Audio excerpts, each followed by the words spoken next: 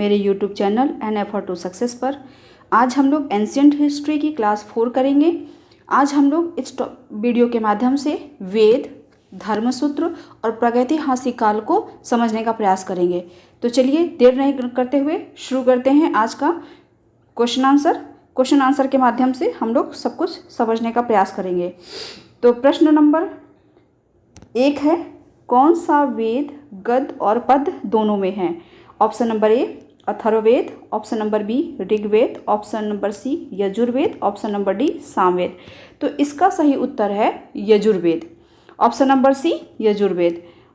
यजुर्वेद जो है गद्य और पद्य दोनों में है। ऋग्वेद, सामवेद और अथर्ववेद, ये जो तीनों वेद हैं ये जो है केवल गद्य में है।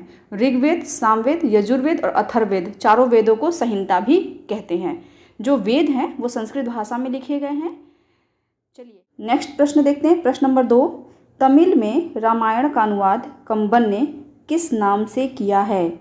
तो ऑप्शन नंबर ए है पौमचरियम, ऑप्शन नंबर बी है सच्ची रामायण, ऑप्शन नंबर सी है ई रामावतारम, ऑप्शन नंबर डी है इनमें से कोई नहीं। तो इसका जो सही आंसर होगा वो आंसर है आंसर नंबर सी ई रामावतारम।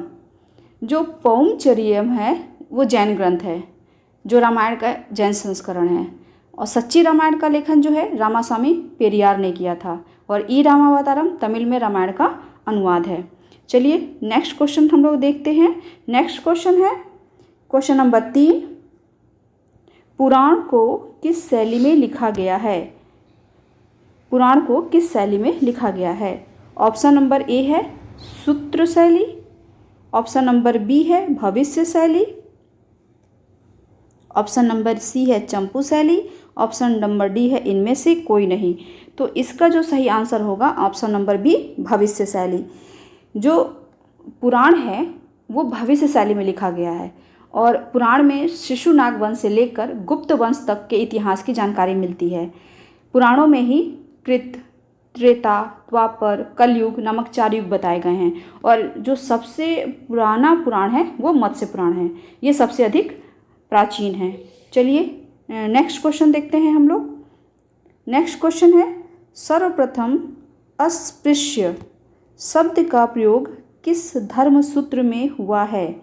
तो इसका ऑप्शन नंबर ए देखिए, option number A Vishnu Dharmasutra, option number B Gautama Dharmasutra, option number C Apastamba Dharmasutra, option number D इनमें से कोई नहीं।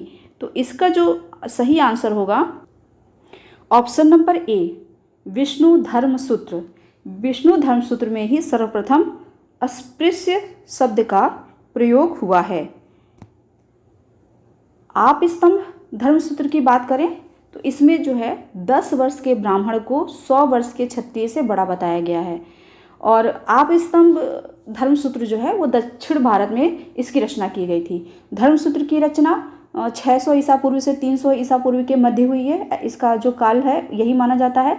इसमें वर्णाश्रम धर्म, व्यक्तिगत आचरण, राजा एवं प्रजा आदि के कर्तव्य का विधान है। चलिए इसी के साथ नेक्स्ट क्वेश्चन अब हम लोग देख लेते हैं। नेक्स्ट क्वेश्चन है, निम्न में से नंबर 5, निम्न में से किस पुस्तक को बौद्ध धर्म की बाइबिल कहा जाता है? Option number A Avadana Shataka, option number B Divyavadana, option number C Lalitavistara, option number D विभाषा शास्त्र। तो इसका जो सही आंसर होगा ऑप्शन नंबर डी विभाषा शास्त्र। जो विभाषा शास्त्र है उसको जो है वसुमित्र ने लिखा है, और अवदान शतक, दिव्यावदान, ललित विस्तार, विभाषा शास्त्र ये सब जो हैं संस्कृत भाषा में है।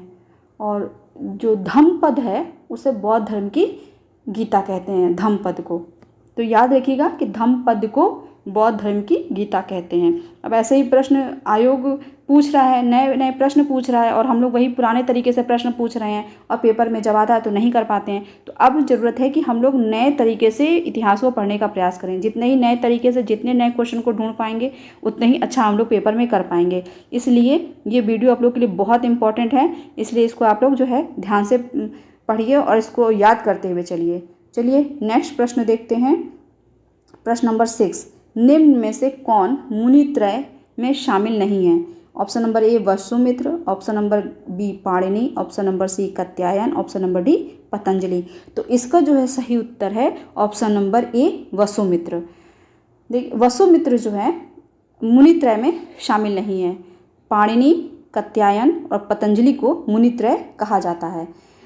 पाणिनि की पुस्तक है अष्टाध्यायी, ये एक व्याकरण ग्रंथ है, और पतंजलि की महाभाष्य भी व्याकरण ग्रंथ है, और जो कात्यायन है उनकी पुस्तक है वर्तिका, ये भी एक व्याकरण ग्रंथ है। तो यहाँ पे एक नया फैक्ट आपको पता चला, कात्यायन ने जो है वर्तिका लिखा, वो व्याकरण ग्रंथ है।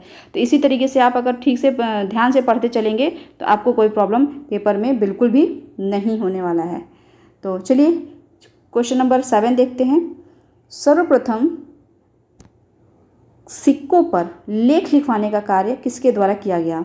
तो ऑप्शन नंबर ए है Mohammad Ghori, option number B Iltutmish, option number C Vima Kadphises, option number D हिंद यमन शासक।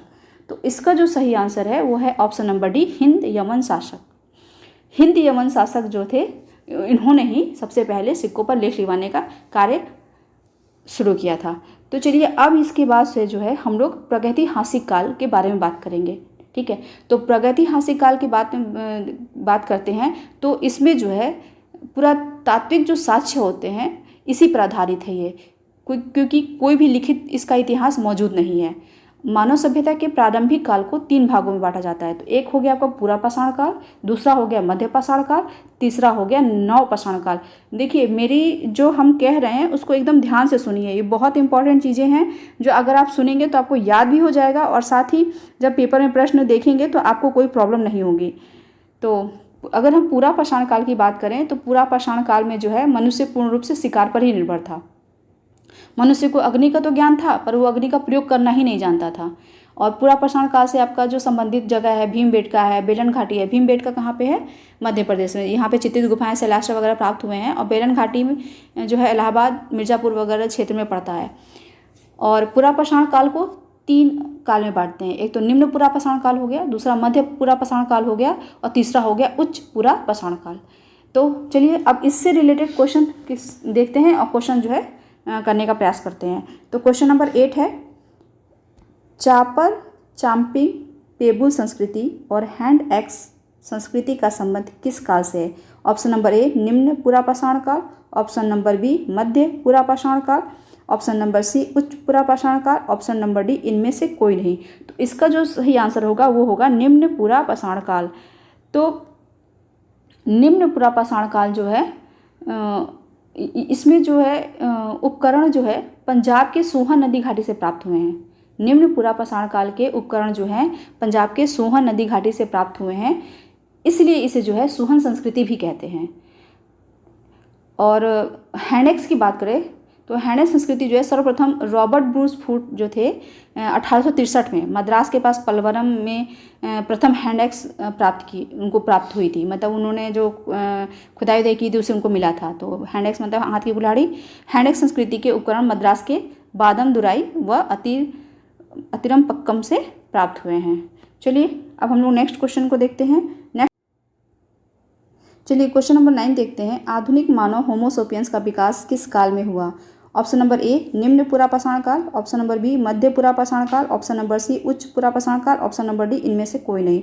तो इसका सही आंसर होगा उच्च पूरा पाषाण काल। उच्च पूरा पाषाण काल में मनुष्य ने ब्लेड सरीखे नुकीले पत्थरों का प्रयोग किया था। और मध्य पूरा पाषाण काल को फलक संस्कृति भी कहते हैं। पत्थरों को तोड़कर जो है इसमें औजार बनाया गया था।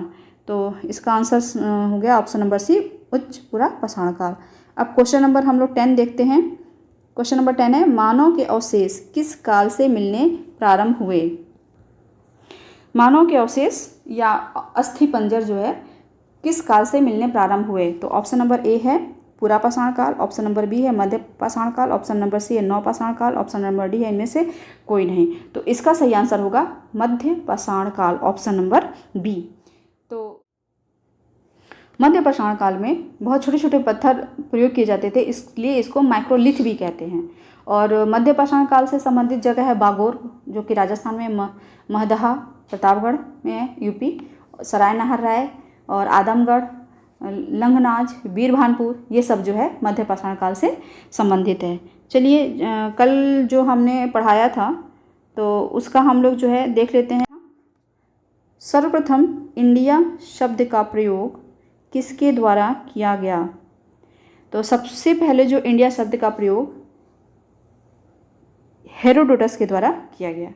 ये 5वीं सदी ईसा पूर्व में किया गया था। उसके बाद जो है इंडिया शब्द का प्रयोग जो है मेगास्थनीज के द्वारा किया गया था। और मेगास्थनीज तो आप लोग जानते हैं कि चंद्रगुप्त मौर्य से संबंधित थे, जिन्होंने इंडिका नामक पुस्तक लिखी है, जो मौर्य काल के इतिहास के बारे में जानने का बहुत अच्छा स्रोत है।